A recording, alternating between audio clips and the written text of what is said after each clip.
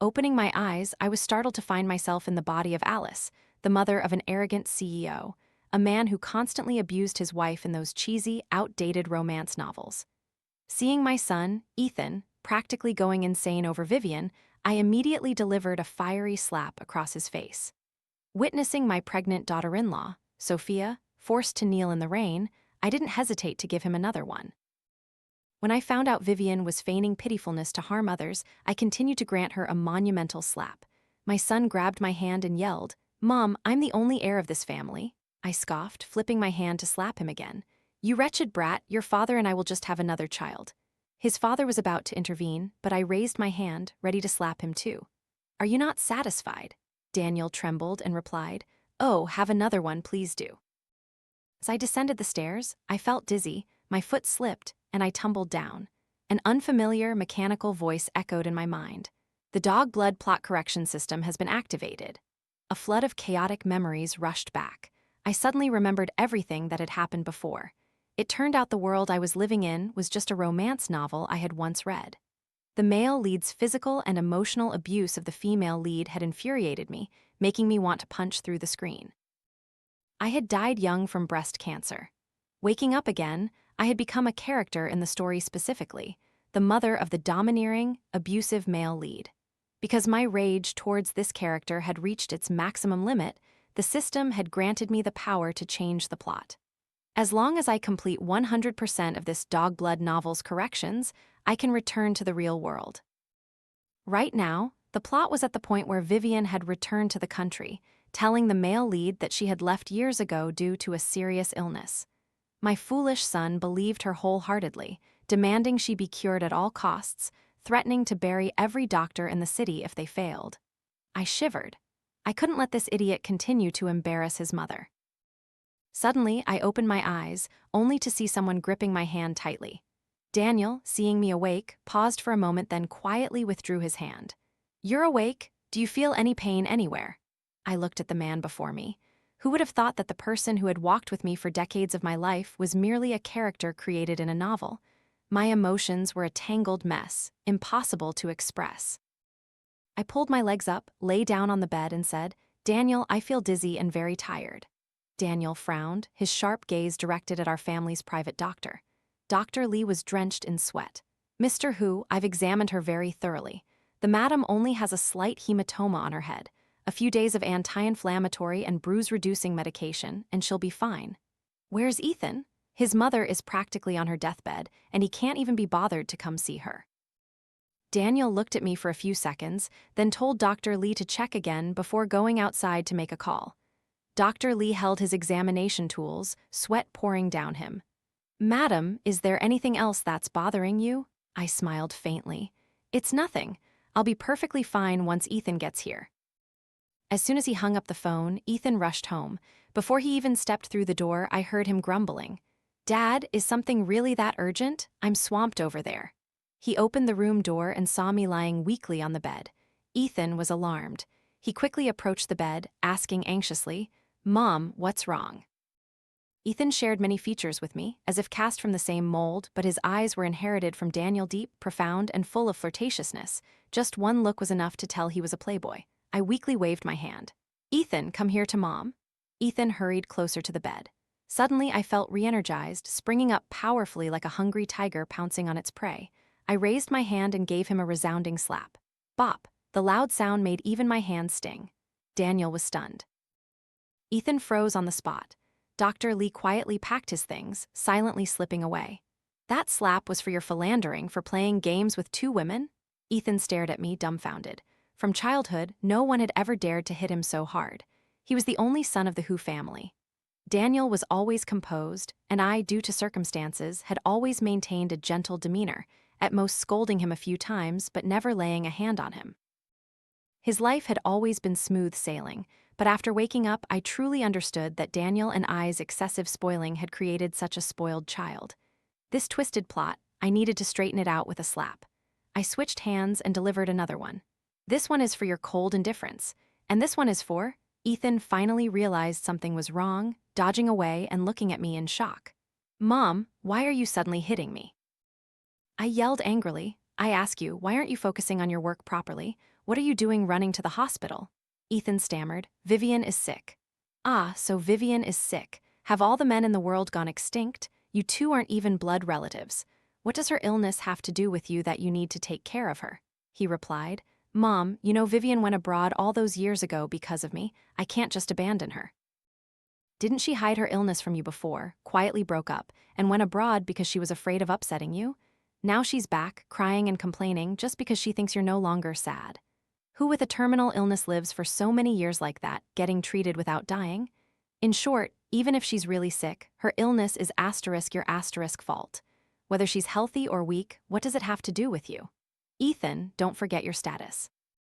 You're already married to Sophia, who is now a part of this family. Hearing Sophia's name, Ethan's voice was filled with resentment. If Vivian hadn't left that year, I wouldn't have had to marry that woman. Vivian is special to me, she's my first love. Oh, how noble of you. I clapped my hands. Then I'll call Sophia right now. If you hate her so much, divorce her today, don't waste her youth. Of course, since you're the one cheating in your mind, you'll walk away with nothing. Saying so, I actually pulled out my phone. Ethan immediately panicked and tried to stop me. Seeing the pitiful state of my unfilial son, I wanted to slap him again. But my hand was suddenly held back. I glared at Daniel. Daniel, I'm disciplining our son. Why are you stopping me? Look at him, what has he become? He's so sullen he wants the whole city of High Than to be buried with him if he can't save Vivian. Who did he learn this brazen attitude from? Unconsciously, Ethan's gaze drifted towards Daniel. Daniel froze, pretending not to hear anything, and looked up at the ceiling.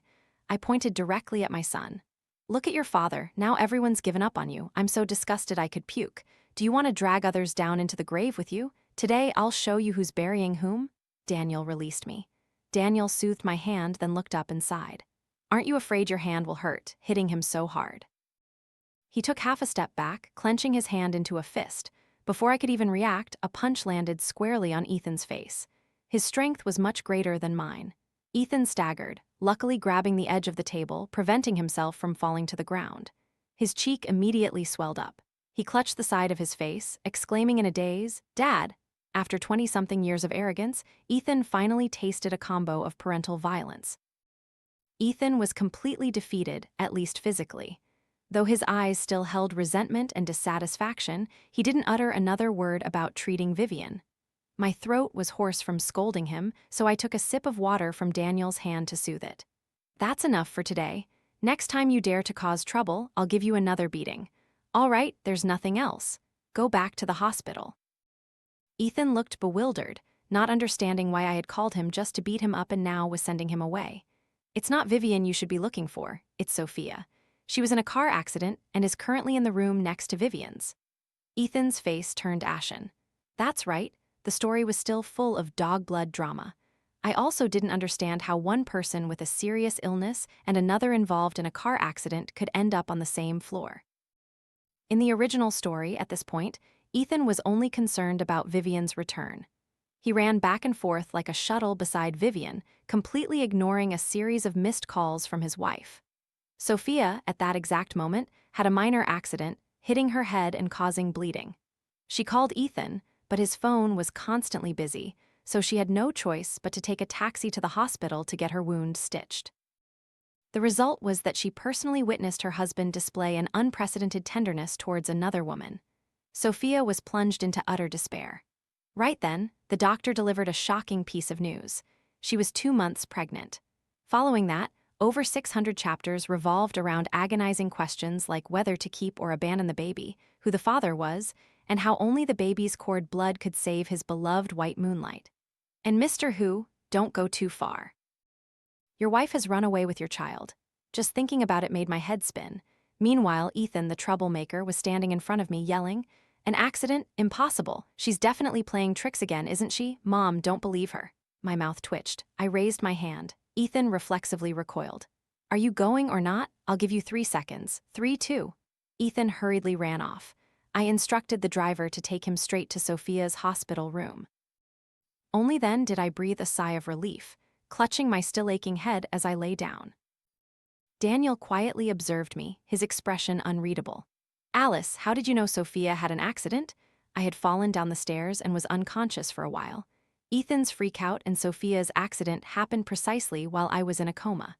From Daniel's perspective, there was no way I could have just woken up and known everything. But I couldn't tell him I was a story reader, so I just mumbled, "Even as a married couple, we need our own secrets." A sensitive man knows what not to ask. Daniel smiled, obediently asking no further questions. Ethan, annoyed, pulled out his phone and indeed saw countless missed calls from Sophia. His finger hovered over the call button but couldn't press it. His first encounter with Sophia had been anything but pleasant. Back then, during a hotel stay, he had been drugged. As a result, Sophia, who was working part-time at the hotel, accidentally walked into the wrong room. Things went awry. Someone took photos of him and Sophia and tried to sell them for money, but Daniel stopped them. Daniel held the photos in his hand and calmly asked him how he wanted to resolve the matter. From childhood, Ethan had always been somewhat afraid of his quiet father. Moreover, this time he was truly at fault. Ethan gritted his teeth and said, "I'll marry her." He gave Sophia the status of a Who family madam, but nothing else. In truth, he had never considered Sophia his ideal woman. The type of woman he yearned for was someone like Vivian, carefully protected, with a delicate and dazzling beauty. This was completely opposite to Sophia, who was always timid, exuding a gloomy sadness that made others feel disheartened. Even when they were intimate, he forced her to close her eyes.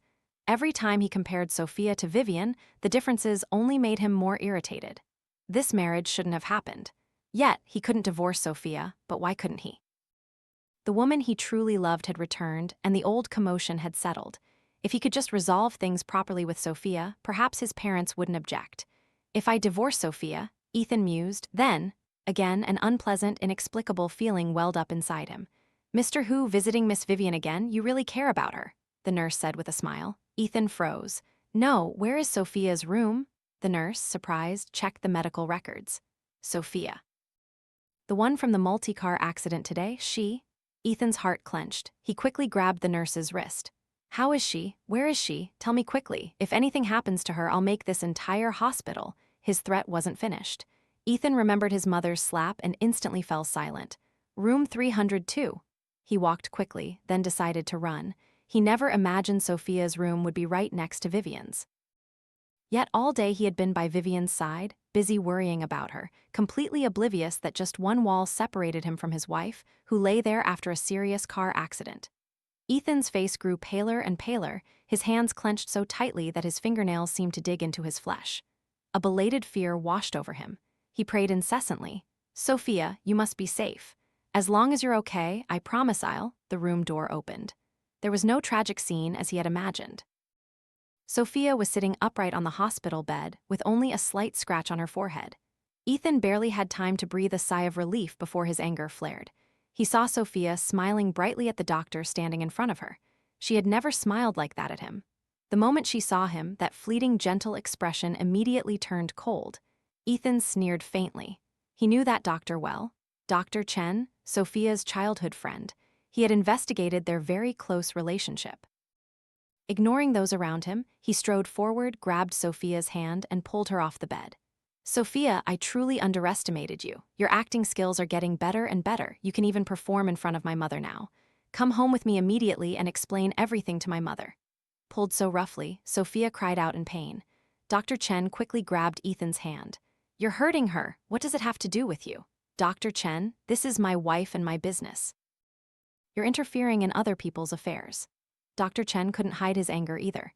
"If you truly considered Sophia your wife, the person by her side when she had an accident should have been *you*, not another woman." Hearing that, Sophia's fingers trembled slightly. "Sophia, that's quite an intimate address," Ethan sneered. Ethan paid no mind to Sophia's reaction. He had always disliked Dr. Chen, and now, given the chance, he grabbed his collar. "Sophia is my wife." The two were almost about to come to blows. Just then, the hospital room door was forcefully pushed open. A sophisticated lady, her high heels clicking with an authoritative stride, walked in. In front of everyone, I raised my hand and slapped Ethan twice in a row. "You rotten scoundrel. I told you to come here to care for your wife, not to throw a ridiculous jealous fit." Immediately after the crisp sound of the slaps, the system promptly chimed. Unnecessary conflict avoided. Current dog blood level, 80%. Before coming here, I had been lying in bed, recalling the old plot, and the more I thought, the more annoyed I became. I remembered that in the story, Ethan, after learning Sophia was pregnant, had intended to treat her well. However, he fell into Vivian's trap, which led him to believe the baby in Sophia's womb wasn't his. However, to set a trap, there had to be someone behind it. I still couldn't remember who the baby's biological father was until Dr. Lee returned to take my blood pressure. I stared at his white lab coat for a long time. Daniel stood with his arms crossed to one side, his voice indifferent. "Dr. Lee, your coat is quite nice, isn't it?" Dr. Lee's forehead beaded with sweat. He stammered, "Madam, please don't look at me like that. If you truly like it, I can send you the link to buy one." Suddenly, it hit me. It turned out that the person suspected of having a secret relationship with Sophia was none other than Dr. Chen, her direct treating physician. And Dr. Chen was also the first to discover Sophia's pregnancy. Since Sophia was still hesitant about keeping or aborting the baby, she had asked him to help keep it a secret. Who knew that after everything came to light, this would become the very evidence that tormented her? According to the current developments, Ethan would definitely seek out Sophia in her hospital room. It was highly likely the three of them would confront each other. Dr. Lee was startled to see my blood pressure suddenly spike. I immediately sprang up, sitting on the bed. Daniel quickly held me back. "Alice, you're not well yet. Where are you going?" I spoke in a low, firm voice, "to handle family matters." Daniel said he wanted to come along. I found it a bit strange. Why was he sticking to me today? Usually he would be at work by now. Why was he glued to me like superglue? "Daniel, I just remembered something I need your help with," I whispered into his ear. Daniel hesitated. "This isn't good." "Please, I beg you." Ever since I knew this was a world within a story, I no longer felt any burden in my heart. "I'm begging you, Daniel, please." "All right," Daniel reluctantly agreed. "Mom, why are you here?" Sophia looked visibly flustered. She quickly stood up, lowering her gaze with a hint of timidity. Although Sophia and Ethan had been married for 3 years, we didn't live together. Except for holidays, we rarely met, so my relationship with her wasn't particularly close. After the car accident, her already pale face had become even greener, looking truly pitiful. Sophia had no remaining relatives on her side, and in her husband's home there was only a quiet, stone-like father-in-law, an extremely formidable mother-in-law, and a faithless husband. Thinking about it, Sophia was truly pitiful. I regretfully pulled her down to sit. "Sophia, how are you feeling? Even if that bastard doesn't care about you, you still have me. Why did you hide what happened from me?" Sophia whispered. "Mom, I'm really fine." Ethan stood nearby, scoffing. "Mom, you hear that now."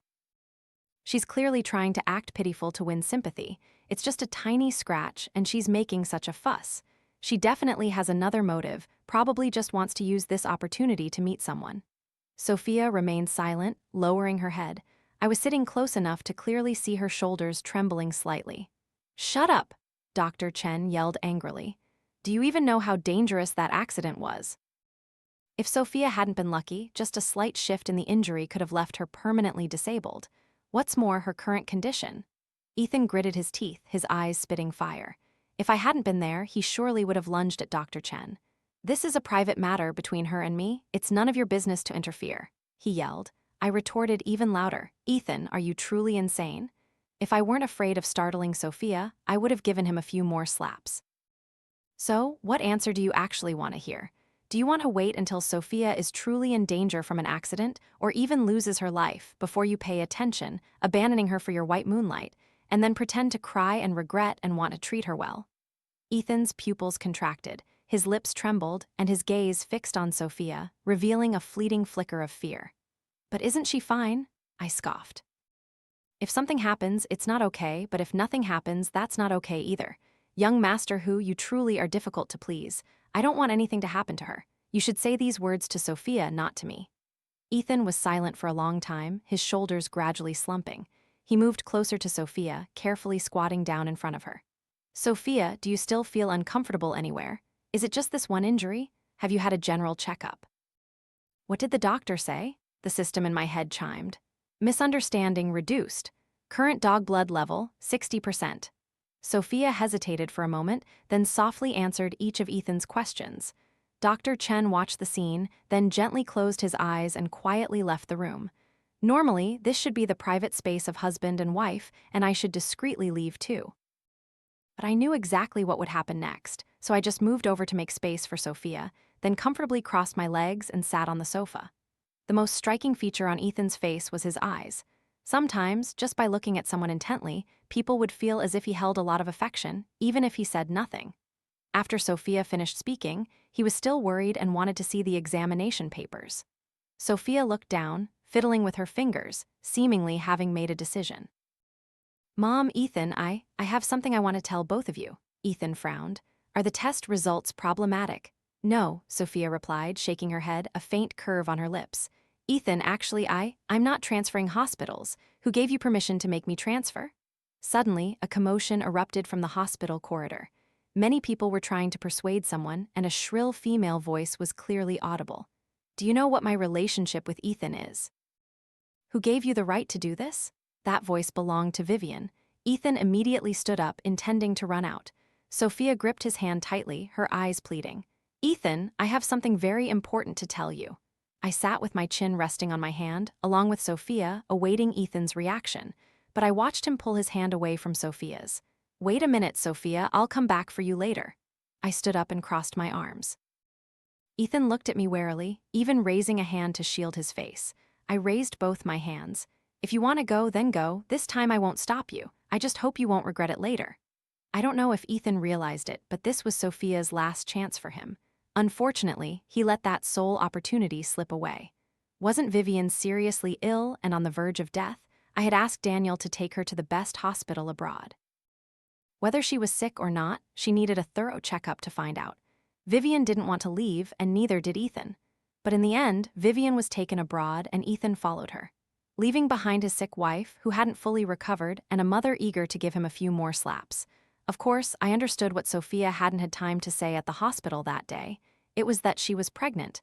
I gave Sophia two choices. Sophia, you can decide to keep this baby. If you need me, I'll always be by your side to help you care for it. But on the other hand, if you don't want anything more to do with Ethan, I promise not to bother you. I'll give you enough money for you and your child to live a prosperous life without want. Of course, if you don't want to give birth to the baby, I'll contact the best hospital for your procedure. Actually, I recommend you choose this option. You're still young, having a child might affect many future opportunities for development. Whatever you choose, I will help you arrange everything thoroughly. You are so intelligent, you will surely achieve a worthy position soon. Since we had gotten to know each other, Sophia had become closer to me. She didn't directly answer my question, but only clutched the divorce papers that had been returned to her once again. But as for Ethan, a cold laugh escaped my lips. That bastard truly wanted to have his cake and eat it too, not wanting to lose anything. He had chased after another woman all the way abroad, but every time Sophia sent divorce papers, he tore them up and sent them back. Sophia, I'm telling you, divorce is impossible. Can you stop being so childish? How many more times do I have to tell you? Vivian can't do without me here. You keep using these petty tricks to force me to come back. Let me tell you, the more you do this, the more I'll hate you. I watched Sophia's face grow paler and paler as she held the phone, then gestured for her to hand it to me. Ethan, dare to say one more word. Ethan immediately fell silent. If you're so great, then don't ever come back for the rest of your life. Your mother just signed up for boxing classes, my hands are itching, and your return would be perfect for practice. A long beep sounded on the other end. Ethan had hung up. I cracked my knuckles. Sophia, you don't need to worry about Ethan. As long as you want to break up, I have countless ways to make sure he doesn't dare to touch you again. Mom, but Ethan is your son, why would you? I gently smiled and patted her head. Very few adults had ever treated her with such closeness. She looked up at me, her eyes wide with surprise, like a startled little squirrel. Sophia, have you forgot? Now you're also my daughter, aren't you? Right, after a divorce, you won't be my daughter anymore. But that's okay, you can still be my adopted daughter, right? Haha, Sophia's eyes sparkling, and she nodded vigorously. In the end, Sophia decided to keep the child. I wasn't surprised by this choice. I respected all her decisions and had bought a new apartment right in the city center in her name so she could peacefully carry her pregnancy to term. Daniel didn't understand why I would go to such lengths. I turned my back to him, yawning. Do you have an opinion? Daniel shook his head. If you're happy, then that's fine, but Alice. He was about to say something more. I waved my hand, not wanting to hear it, not hearing anything at all. Daniel already knew Ethan had bought a plane ticket to return home tomorrow. Sophia's belly was big now, and early tomorrow morning, I would have to go to the airport to intercept that scoundrel, preventing him from causing any major trouble. Daniel was silent. Normally he was quiet, so I didn't understand why he was talking so much lately, babbling like an old man. He lay down next to me, hesitantly asking, "Alice, it seems like it's been a long time since you kissed me." I closed my eyes, not yet asleep, but didn't react to his words. "All right then," Daniel said. "Good night, Alice. Before sleeping, we have to say good night. And in the morning, waking up means a good morning kiss." Those were the rules I had made Daniel follow since we first married. Because I knew the person Daniel loved wasn't me, I always wanted to turn affection into a habit, repeating it day after day. Even if there was no love initially, who knew, it might gradually grow. I pulled the blanket up, half awake, a myriad of thoughts swirling in my head. There were thoughts about the original story between Ethan and Sophia, and memories between Daniel and me. In reality, Daniel's and my story was like another version of Sophia and Ethan's. Daniel also had an ideal woman's image in his heart. Compared to me, he seemed to cherish my elder sister more. Unfortunately, she had run off with a freelance artist for love just before her wedding day. With no other option, he had chosen me as his wife. As for me, I had truly fallen for Daniel since childhood. In the beginning, he was very indifferent, often absent from home, and wasn't even there when I gave birth. I tried to endure all of it. I suppressed my natural vivacity, striving to become gentle and refined. I imitated my sister's demeanor, hoping it would make Daniel love me a little more. Later, Daniel did indeed become more attentive to me. He started to notice and care for me. But I wondered, was that affection born of habit or was it truly love? Either way, I felt satisfied. Even if he didn't love me, at least he couldn't live without me. Even up to the last moment before I recalled the entire plot, I still thought that way. That's why I tried to change Sophia's destined fate perhaps also to save myself. A person once deluded by love, imprisoned in a marriage like a jail. I barely slept all night. Just as I dozed off for a moment, the system blared an alarm. "High dog blood plot development detected. Host, please quickly reduce the dog blood index." Despite all precautions, the unfortunate still happened. The city had a storm warning. To avoid the approaching storm, Ethan changed his ticket, flying home earlier in the night. Thus, I didn't make it to the airport in time to stop him. The reason for his hurried return was ridiculously absurd. Vivian, somehow getting photos of Sophia's prenatal checkup, whispered to Ethan, "Look, Miss Song is pregnant. Looks like you're about to be a father. Oh, the checkup papers say she's 5 months pregnant. But Ethan, weren't you abroad with me half a year ago? I'm not saying anything, of course." Vivian enjoyed sowing discord. This was her fault. But truthfully, Ethan was the most to blame for being so foolish, believing her immediately after just a few sentences. Arriving home, I heard the servants say that Sophia hadn't returned for 6 months.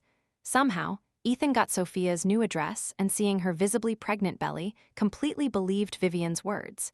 He even thought the house she was living in was bought by a lover. In the pouring rain, he forced Sophia to kneel in the yard, demanding she reveal who the baby's father was. Sophia remained resolute, gritting her teeth and not saying a word, eventually collapsing with a high fever in the rain. Hearing this, I was so angry I nearly fainted myself.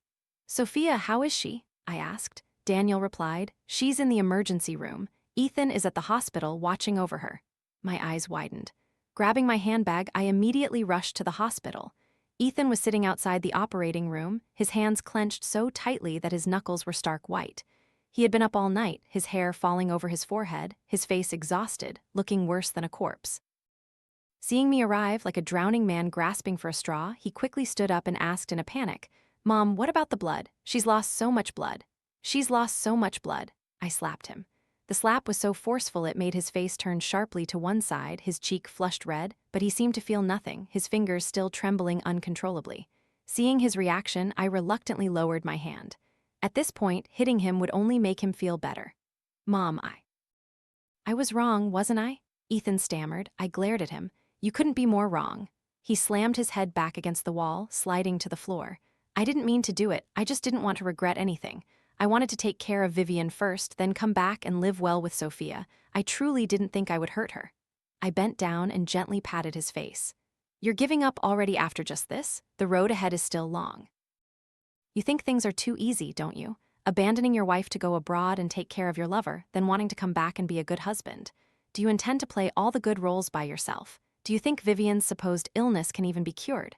Ethan looked up at me, his eyes hazy. If she knew this reason could keep you by her side, would she ever let go? How long do you plan to stay by her side? 1 year? 2 years? If her illness doesn't get better, will you care for her forever? And what about Sophia? Do you think she's willing to wait for you to come back? Ethan argued back. It won't be long, I've spoken to the doctors. Vivian will be cured in half a year at most. She doesn't want to be sick like this either. The treatment is also very painful. Is there something wrong with your head? So, have you even considered where Vivian, the one who should be hospitalized for treatment, is now that you've returned? As if suddenly realizing something, Ethan hurriedly pulled out his phone to make a call. Seeing his expression worsen, I knew the outcome wouldn't be good. Just as I heard the system report that the dog blood index had decreased, I quickly pulled out a prenatal paternity test report from my bag. This was something I had prepared long ago, intending to use it for a later part of the plot, but who knew I'd use it so soon? I threw the paper directly at his face, saying coldly, "Are you satisfied with this answer?" Ethan froze. He clutched the paper in his hand. The black letters on the white background were more convincing than any of Vivian's words. The operating room door opened. A nurse walked out, asking loudly, "Sophia, who is Sophia's family?" Ethan staggered forward. "Me, I'm her husband." The nurse looked at him, her voice full of reproach. "What kind of husband are you? She's 26 weeks pregnant, and you let her get a fever, didn't bring her to the hospital immediately, and let her stand in the rain for so long?" At 26 weeks, the fetus was almost fully developed. The brain already reacted to slight touches. Occasionally, when Sophia placed her hand on her belly, she would turn to me, surprised and joyful. "Mom, I just felt the baby kick." I wasn't sure what feelings Sophia still had for Ethan, but she genuinely cherished the child in her womb. As for the one who caused all this, I truly didn't understand how Ethan still had the face to stay there, acting grief-stricken and desperate. The one in more pain right now was clearly Sophia. Sophia had just woken up after the anesthesia wore off and saw Ethan kneeling beside her bed. "I was wrong, Sophia. I truly realize my mistake. I'm sorry, I'm so sorry." Or you can hit me, scold me terribly, I'll accept it all. I genuinely didn't want to hurt you, honestly. Sophia, I was just too afraid that you would really leave me. His eyes were bloodshot, filled with red streaks. Seeing Sophia's indifferent expression, the arrogance he had carefully maintained all this time shattered. "Sophia, the baby, we can still have another one. Please look at me, as long as you're willing to forgive, anything you want me to do, I'll do it all." Hearing this, Sophia finally parted her dry lips slightly. "You truly agree to everything?" Ethan nodded repeatedly. Sophia closed her eyes. "Let's divorce, I don't need anything. Ethan, I want to divorce you." Ethan's heart sank into a bottomless abyss. He opened his mouth and only after a long while could he speak. "No, we can't divorce." This answer was within Sophia's expectations. She forced a bitter smile. "I just want a divorce." "Ethan, how much do you hate me that you have to torment me like this?" Ethan quickly protested. "I don't hate you, Sophia. Actually, from the first time I met you, I was captivated by you. I always tried to deny it, but I love you."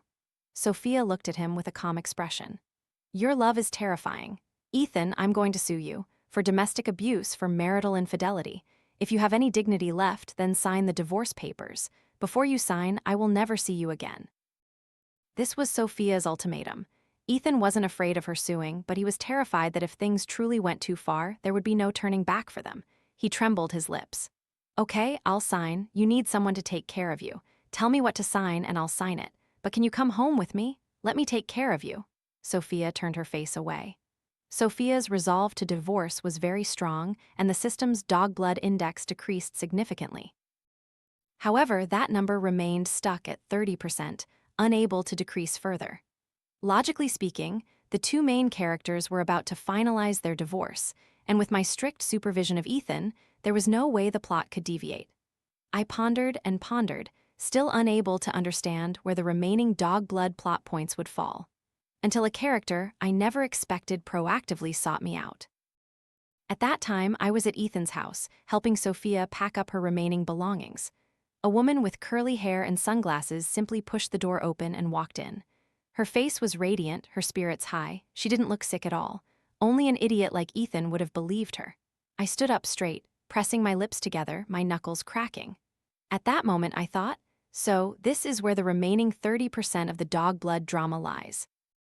The moment Vivian saw me, she immediately flashed a falsely friendly smile like an old acquaintance and tried to link arms with me. Madam, long time no see, what are you doing here? I brushed her hand away. Who are you? Where's the housekeeper? Why are you letting strangers walk into the house uninvited? Get her out of here immediately. A look of bewilderment flickered across Vivian's face. She fumbled, taking off her sunglasses, and quickly explained, Madam, it's me, Vivian. She tucked her hair behind her ear, feigning shyness. Ethan will definitely introduce me to the family officially later. I was truly amused. This girl had no shame. Just as Ethan was about to get divorced, she immediately abandoned her role as a patient and appeared as the lady of the house, even daring to put on an act in front of me. Fine. Later, I'll make sure Ethan gets a few more slaps to calm my anger. You want to step foot into the Who family home? Wait until I'm dead. Vivian was stunned. Madam, Ethan and I truly love each other. 30 million, I stated. Her eyes wavered. After some hesitation, she spoke. Madam, my love for Ethan isn't something that can be measured with money. Even if you gave me 30 million, I wouldn't leave him. You dare to think that? I scoffed. I meant, you pay me 30 million, and I'll let Ethan move out and live with you. The smile on Vivian's face immediately froze. I didn't bother with further back and forth, pulled out my phone, called Ethan directly, and ordered him to come back and handle everything. As soon as she saw Ethan, Vivian rejoiced as if she had found a lifeline. Ethan, the madam must have misunderstood me. Please quickly help me explain. I spoke up, moving aside. Lately, Ethan had been like a lost soul over his divorce with Sophia. It was pitiful to see. But pity aside, he still needed a slap. I squeezed past Vivian and delivered a direct slap to Ethan's face. Vivian stared wide-eyed at what had just happened. I rubbed Ethan's face, making sure he understood the severity of the situation. If you let her dare to come near Sophia again, you know how else I'll punish you. With that, I turned and walked out the door. Behind me, Vivian's shrill, terrified screams echoed. Sophia only wanted to quickly and definitively divorce Ethan. To end it as soon as possible, she was even willing to relinquish all her property rights. How could I accept that? So, while helping her finalize the divorce procedures, I conveniently allotted her the majority of Ethan's assets. Ethan was full of guilt, and of course, didn't dare to voice any opinions, or rather, he didn't dare to object at all. On the contrary, the one who didn't dare to accept was Sophia. Mom, this isn't right. Let's just divide it according to common sense. I don't want to receive more than I deserve. I placed my hand on hers. These are things he owed you anyway. You're taking too little, honestly. Frankly, we should push him to the brink. Sophia seemed hesitant. She clasped my hand. Mom, I know you care for me, but I don't want our relationship with Ethan to be damaged because of me. After the divorce, I'll leave this place, but Ethan is different. You'll still have to live with him. I waved my hand, completely unconcerned. Oh, please, what's the big deal? Isn't everything Ethan has thanks to Daniel anyway? I'll go tell Daniel to split the house right away. Don't let him keep freeloading like this. And you, Sophia, if you feel sad, just say it. Don't try to bear it alone and get sick. From the moment Sophia woke up after surgery, learned about the loss of her child, until she signed the divorce papers, she hadn't shed a single tear. No grief, no breakdown, just a frightening calmness. Sophia paused for a moment, gently touched the bridge of her nose, then turned to me with a smile. Why should I be sad, Mom? You already told me I'm still young. This whole relationship thing is just a small part of my life. And thanks to you, Mom, I'm now a wealthy woman with a bright future ahead of me. The calmer Sophia seemed, the more worried I became. Sophia, don't worry about me being Ethan's mother and holding back. I stopped seeing that brat as my son a long time ago. If you want to scold him, scold away. If you want to hit him, I'll hit him with you. Sophia shook her head. He has nothing to do with me anymore. I have nothing left to blame him for. What do you mean, nothing? I retorted. He married you for so many years. Did he truly consider you his wife? How much did you do for that family? Did he ever say thank you? Not to mention, he already had a wife, yet his heart harbored someone else, leaving his pregnant wife alone at home to go abroad with his ex-girlfriend. If he truly loved Vivian that much, he should have saved himself for her from the start. Why did he sleep with you? Is that his pure rooster-raising chicks kind of love? The more I spoke, the angrier I became. The most blameworthy thing was that he was the one who proactively started this relationship, yet dared to treat you like that. I stopped because Sophia in front of me was now sobbing miserably. At first, it was quiet sniffles, then it turned into loud cries that made my nose sting. As she cried, she yelled, "Ethan is truly a terrible man?" I immediately chimed in. Now, I'm no longer Ethan's mother. I'm a reader who was once enraged to see the male lead in a story abuse the female lead, and now I'm here, cursing him thoroughly with Sophia. Both of us cursed until our throats were hoarse. Sophia was too exhausted to speak. I quickly took a sip of water to soothe my dry throat, then continued to vent my anger. As for Ethan's father, I don't even want to mention him. Sophia, her eyes still red, heard this and surprisingly asked, "Dad, what about Dad?" Mom truly has nothing left to say. It's as if that boy was born by me alone. He never cared about anything. It's all his fault. If the elders aren't strict, the younger ones become spoiled. The father is obsessed with his white Moonlight stand-ins, and the son follows suit. Sophia could still curse Ethan with me, but when Daniel was mentioned, she immediately fell silent. In that moment, I let out all my pent-up frustrations, gripping Sophia's hand and saying, "Sophia, wait a moment. I'll get divorced too, and then we'll leave together, leaving those father and son to live lonely lives forever." Sophia's eyes widened, her face bewildered as if she had just seen something that made her entire body stiffen. "Dad," I cut her off. "Don't defend him. Today I'm truly determined to get a divorce." Sophia, startled, quickly interjected, speaking louder, "Dad, why are you here?" Only then did I turn my head in surprise. Daniel had been standing behind me, I don't know since when. The corners of his lips were slightly downturned, his deep eyes staring intently at me. "Why?" He began, then continued before I could answer. "I don't agree to a divorce." Every impulsive word I had spoken had reached Daniel's ears. We had been married for over 20 years, and we were no longer young. But this was the first time we had fallen into a cold war, and I was the one who started it. I was also furious. What? Where did I say anything wrong? Who did he dare to give that look to? I wasn't the gentle wife anymore. If Daniel dared to provoke me, I would slap him immediately. The system suddenly displayed a notification. "Host, the dog blood index of the plot has been cleared. You may return at any time." "I know," I said. "The mission is complete. Now I can return to my original world." But for some reason, perhaps it was the feeling of awkwardness about returning home after so long, I still hadn't called the system. In this world, I hadn't just transmigrated into someone else. I had lived a complete new life. Here I had family, friends, deep connections I couldn't bear to leave behind. The amount of time I had lived here was even longer than in my previous world. I wasn't sure if I should go back, and that kept me awake for several nights. Just then, Ethan, that thoughtless brat, came to add fuel to the fire. "Mom, did you know? Sophia is going abroad soon." I was having breakfast at a long rectangular table. Usually, I always sat next to Daniel. But this time, as soon as I saw him there, I coldly snorted and told the housekeeper to move my plate as far away as possible. "What does her going abroad have to do with you?" Ethan stammered, lowering his eyes. "I don't accept her leaving." My laugh held a chilling edge. Recently, my son had been facing legal troubles. I had warned Daniel not to help him this time, even demanding he withdraw capital from his subsidiary company.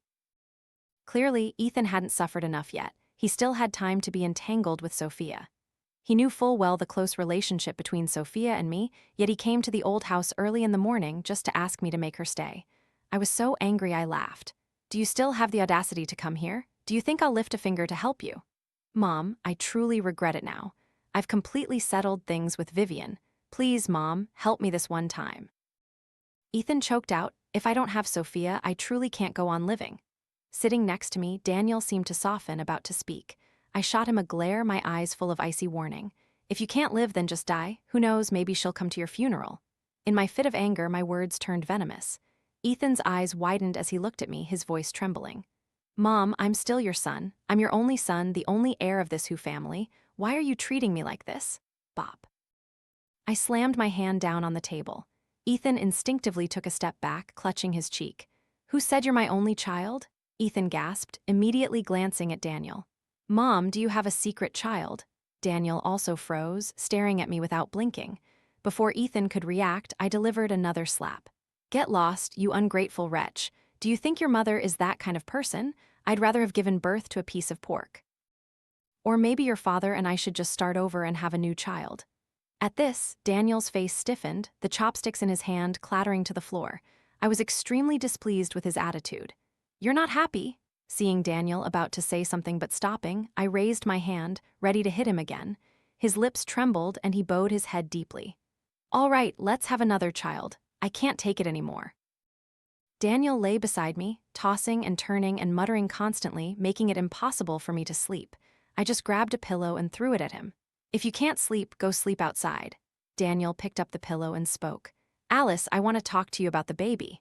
I immediately thought he wanted to plead for Ethan again. Is there nothing else to talk about? Men always stick up for men. Don't you know how Ethan treated Sophia? And you hope they'll reconcile. Your son's life is precious, but is Sophia indebted to the Who family? I raged furiously. After a period of silence, Daniel finally spoke. It's not about Ethan. It's about what you said this morning. You want to have another child. What I said then was just a slip of the tongue. I'm practically going through menopause. What childbearing could I do now? If you really want to, we can adopt. If you don't like Ethan, we can just pretend he doesn't exist. Daniel's voice sounded reluctant. I was annoyed. What do you mean by that? Are you saying I'm old, no longer pretty, and you don't want to have children with me anymore? That's not what I meant, Daniel quickly explained. First of all, you've already experienced childbirth. From pregnancy to birth and then postpartum recovery, each stage is very difficult. Moreover, we're not young anymore. Pregnancy now carries very high risks. Daniel's long-winded explanation made me start to feel sleepy. I pulled the blanket completely over my head. All right, I get it. You're old, weak, and can't have children, okay? Daniel was 2 years older than me. Although he was over 40, he lived a very disciplined life, exercising regularly, so he was still very dashing. I knew perfectly well whether he could have children or not. I was just too lazy to listen to his nagging, so I deliberately said that to shut him up. Yet, after that remark, there was an unusual silence. Daniel didn't argue back. I peeked my head out from under the blanket and saw him staring intently at me, his thoughts unknown. Months passed. Looking at his face, the face that had shared more than half of my life with me. Time seemed to be gentle with him. There were almost no wrinkles on his face. This sometimes made me feel like I was the only one aging. He reached out and gently stroked my hair. Yes, I truly can't have any more children. But if you have any other wishes, I'll compensate you tenfold. So please don't divorce me over this, all right? I was surprised. Can't have children, what do you mean? Daniel lowered his head. I had a vasectomy, Alice. Giving birth to Ethan was truly a painful experience for you. Dozens of hours in the hospital were nothing short of hell. Yet Daniel, my husband at the time, was completely absent. He wasn't even in Hythan, he was on a business trip somewhere far away. At that time, I had no strength left to hide my disappointment, letting out all sorts of curses. But most of all, I cried and screamed. I hate you, Daniel, you're detestable. If I still love you, I'm not Alice. But when I opened my eyes, the first person I saw was Daniel. He was fast asleep beside my bed, his eyes dark with exhaustion, his forehead tightly furrowed, still gripping my hand. I saw him awkwardly holding newborn Ethan, his face bewildered, completely unsuited to his usual calm demeanor. I remembered the scene when the elevator broke down, and he silently carried me down 13 floors, sweat pouring down his forehead, without a single complaint. And just like that, I softened and fell in love with him once more. At that time, his inability to return was truly beyond his control. Daniel explained. That day, it was a once-in-a-century blizzard. Planes couldn't take off, high-speed trains stopped running, and many highways were blocked. According to him, he had to switch from buses to trucks, even resorting to an ox cart to get back to Hythan. But by the time I arrived, you had already given birth. I was stunned. Daniel had never shared this with me before, because the place where he went on a business trip was the city where my elder sister lived after she got married. In my heart, I always thought he hadn't come back because he didn't want to. That was your fault, I complained. I clearly reminded you that my due date was approaching. If you hadn't gone on that business trip, none of this would have happened. Daniel, I almost died that day. Daniel pressed his lips together. I know, that's why I swore I wouldn't let that happen again. Childbirth is too great a burden for you. I don't want you to face any more risks. It seemed this world operated according to a certain rule. Just like in the original story, Sophia once faked her death to escape. Ethan thought he had lost her forever, and only then did he learn to cherish love. Perhaps Daniel was similar. Only when he realized he was about to lose me did that man truly begin to love. I sneered faintly, realizing this wasn't something to be happy about, but strangely, a fleeting sense of relief seeped into my heart. Alice, he asked, please don't divorce me, okay? I turned my back, responding indifferently, depends on my mood, who knows? So Daniel tossed and turned all night, fidgeting constantly, making an incredible amount of noise. Tomorrow morning, I would definitely tell the housekeeper to clean up the living room and banish him to sleep there. Divorce? Never. My current position was truly perfect. Daniel had to listen to me, and Ethan had to obey me. If I divorced, how else could I punish them? The debts they owed me hadn't been fully paid yet. A malicious smile spread across my lips. That's right, I absolutely couldn't let him benefit. I would continue to drag this out with him like this until my dying breath. Host, have you truly decided not to leave? Just temporarily, I corrected it. Didn't you say I could call you any time I wanted? The system seemed unwilling. It said it had missions in other worlds and couldn't stay here forever. But I didn't care. It had randomly chosen me and thrown me into this world, only to appear years later, dumping a tangled mess on me. Now, the plot had deviated too much. Sophia had gone abroad to pursue her dreams. Ethan, from an arrogant CEO, had become a pathetic failure. Vivian was in prison, with no chance to restart her life. So, if the story continued to become even more ridiculous, what did it matter? Even with a bit of hatred, Ethan was still the son I had carried and endured labor for over 9 months. I clearly noticed that his sneaking habit hadn't been abandoned. He was secretly planning to go abroad to find Sophia. If I truly left like this, with no one to restrain him, it was highly likely that the newly corrected plot would go astray once again. The system was speechless and finally conceded, granting me a special privilege. Whenever I wanted to leave, I just had to call and it would immediately appear. As for Daniel, I thought the best way was to frankly explain everything to him. I confessed to him that my true nature didn't belong to this world and that my departure could happen at any time. To confirm this, the system even made an exception and revealed itself. After that, Daniel fell into a state of extreme anxiety. I had calculated carefully. The thing that terrified him most now was nothing other than losing me. My returning to my original world would certainly cause him a huge shock, but it would be nothing short of a spiritual victory. Furthermore, his pain would no longer concern me, as I wouldn't be there to witness it. Conversely, my becoming a question mark was much better. He wouldn't know when I would leave and could only live in constant insecurity, always fearing he would lose me. Witnessing Daniel follow me all day, as if he would lose sight of me if he made even the slightest mistake. On the outside, I acted indifferent, but inside, I was thoroughly amused. Sophia invited me abroad for her graduation ceremony. The result was that Daniel and Ethan clung to me all day long. One asked, "Can you not go?" The other asked, "Mom, can you take me with you?" I replied, "No." Daniel probed, "So this time you go, when will you come back?" Ethan also hesitated. "Mom and Miss Sophia, will she come back too?"